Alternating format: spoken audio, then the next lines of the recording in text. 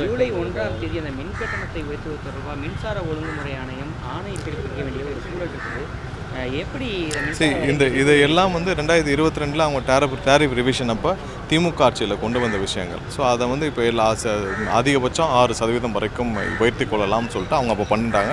அதன் மூலமாக ஒவ்வொரு வருடமும் அரசையே கேட்காமல் ஆட்டோமேட்டிக்காக கொண்டு வர மாதிரியான ஒரு சட்ட விதிகளை அவங்க வந்து பண்ணிட்டாங்க. 2022 டேரிஃப் ரிலீஸ் அப்போ திமுக செய்து விட்டார்கள். ஸோ அதை வந்து சரி செய்யும் விதமாக இப்போ என்ன மாதிரியான கொள்கை முடிவுகள் இப்போ அந்த காஸ்ட்டை வந்து எப்படி இன்கர் பண்ணலாம், பொதுமக்களுக்கு பாதிப்பு இல்லாத வகையில் எப்படி அதை வந்து சரி செய்யலாம்னு சொல்லிட்டு கண்டிப்பாக முதல்வர் அதுக்கு தான் இப்போ இன்னைக்கு ஆலோசனை நடக்க இருக்குது.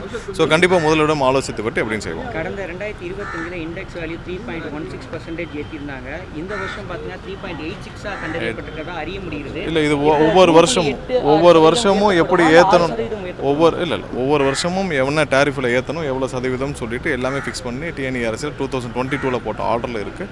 ஸோ அதை பொதுமக்களுக்கு பாதிப்பு இல்லாத வகையில் எப்படின்னு சொல்லி நாங்கள் முதல்வரோடு ஆலோசிச்சுட்டு ஃபினான்ஸ் செக்ரட்டரி எல்லார்ட்டையும் பேசிட்டு முதல்வரின் அப்ரூவல் பேரில் இது வந்து அறிவிப்பு வச்சார். சார், கடந்த முறை பார்த்தோம்னா 2025 வந்து திமுக அரசு வந்து என்ன பண்ணாங்கன்னா வீட்டு நுகர்வோருக்கான கட்டணத்தை எல்லா இடத்துலையும், அதாவது தாவேக அரசு அதுக்கு முன் வருமா சார்? இல்லை, இவங்க செய்த தவறான பாலிசி. ஒவ்வொரு வருஷமும் வந்து 6% அதிகபட்சமாக ஏற்றலாம்னு சொல்லி கொண்டு வந்ததே தவறான பாலிசி.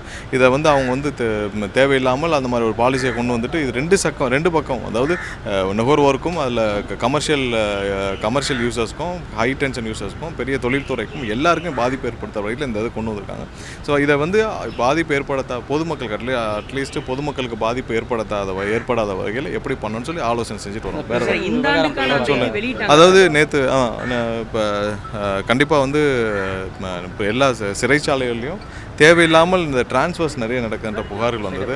அதன் அடிப்படையில் சிறைச்சாலைகளில் இருக்கிற ஊழியர்கள், அங்கே இருக்கிற வேலை பார்க்குற அனைவருக்கும் வந்து தேவையில்லாத அதாவது அட்மினிஸ்ட்ரேட்டிவ் பர்பஸ்க்காக நடக்கிற டிரான்ஸ்ஃபர்ஸை வந்து கண்டிப்பாக நிறுத்த சொல்லியிருக்கோம். எல்லா இடத்துலையும், இங்கே மட்டும் இல்லை, இபிலையும் சரி, சிறைத்துறையிலும் சரி, அனைத்து இடத்துங்களையும், லா டிபார்ட்மெண்ட்லேயும் லா காலேஜஸ்லேயும் வந்து தேவையில்லாத டிரான்ஸ்ஃபர்ஸை அட்மினிஸ்ட்ரேட்டிவ் பர்பஸ் டிரான்ஸ்ஃபர்ஸை பண்ண வேண்டாம்னு சொல்லியிருக்கோம். கிளியராக என்னென்ன டிரான்ஸ்ஃபர்ஸ்லாம் பண்ணோம்னா ஒரு டிரான்ஸ்பரன்சியோட எங்கெங்கெல்லாம் வேக்கன்ட் இருக்கோ அதை பப்ளிஷ் பண்ணி யாரெல்லாம் டிரான்ஸ்ஃபர்ஸ் கேட்டிருக்காங்களோ வெளிப்படைத்தன்மையோட ஒரு போர்டை வச்சு அந்த போர்டு மூலியமாக ட்ரான்ஸ்ஃபர் பண்ணணும்னு சொல்லியிருக்கோம். அது சிறைத்துறையில் நிறைய புகார்கள் வந்தது. அதை முன்ற காலங்களில் தேவையில்லாமல் ட்ரான்ஸ்ஃபர் பண்ணி அதன் மூலமாக ஒரு வேக்கன்ட் கிரியேட் பண்ணி அப்போ அதில் வந்து நிறைய முறைகேடுகள் நடந்ததாக புகார்கள் வந்த அடிப்படையில் எல்லா இடத்துலையும் அட்மினிஸ்ட்ரேட்டிவ் பர்பஸ் டிரான்ஸ்ஃபர்ஸ்ன்ற பேரில் பண்ணப்படும் டிரான்ஸ்ஃபர்ஸ் அனைத்தும் நிறுத்தப்பட்டிருக்கு.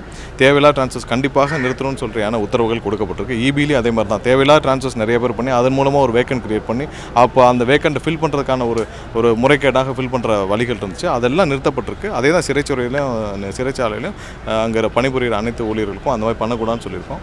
ஸோ ஒரு சில பொசிஷன்ஸ் எப்படின்னா 3 வருஷத்துக்கு ஒரு ரொட்டேட் பண்ணணும்னு இருக்குது. ஸோ அதையும் வந்து வேக்கண்ட்டை எங்கே இருக்கோ அதன் அடிப்படையில் ரொட்டேட் பண்ணணும்னு சொல்லி அறிவிக்கப்பட்டிருக்கு. அதுக்கு வந்து போர்டு ஒன்று வச்சுருக்கோம். போர்டு ஒன்று ஃபிக்ஸ் பண்ணி டிரான்ஸ்பரண்ட்டாக எங்கெங்கெல்லாம் வேக்கண்ட் இருக்கோ, இபிலையும் அதே மாதிரி தான் எங்கெங்கெல்லாம் வேக்கண்ட் இருக்கோ அதை கிளியராக பப்ளிஷ் பண்ணி எங்கெல்லாம் வேக்கண்ட் இருக்குது அந்த வேக்கண்ட்டுக்கு யாராவது அப்ளை பண்ணியிருந்தால் அதோடைய சீனியாரிட்டி இதில் அடிப்படையில் தான் நிரப்பணும்னு சொல்லியிருக்கு. எங்கேயுமே மறைமுகமாக துண்டு சீட்டில் கொண்டு போய் ட்ரான்ஸ்ஃபர் கொடுக்குறோம் அந்த மாதிரி நடைமுறைகள் அனைத்தையும் நிறுத்தப்பட்டிருக்கு. டிரான்ஸ்பரண்ட்டாக வேக்கண்ட்டை பப்ளிஷ் பண்ணி அதன் மூலமாக பண்ணணும்னு சொல்லி தெளிவான அறிவுரைகள் கடந்த 3 வாரங்களாக அதான் ஃபாலோ பண்ணிட்டு இருக்காங்க. எங்கேயுமே வந்து அட்மினிஸ்ட்ரேட்டிவ் பர்பஸ் ட்ரான்ஸ்ஃபர்ஸ் நிப்பாட்டிருக்கு. சிறைத்துறையிலையும் அதை வந்து சொல்லி ஸ்ட்ரிக்டாக நிப்பாட்டப்படும். சார், வழக்கமாக ஜூன் 15ஆம் தேதிக்குள்ளார அந்த மின்சார ஒழுங்குமுறை ஆணையம் அறிக்கையை வெளியிடுவாங்க. இந்த ஆண்டுக்கான அறிக்கை வழங்கப்பட்டு விட்டதா?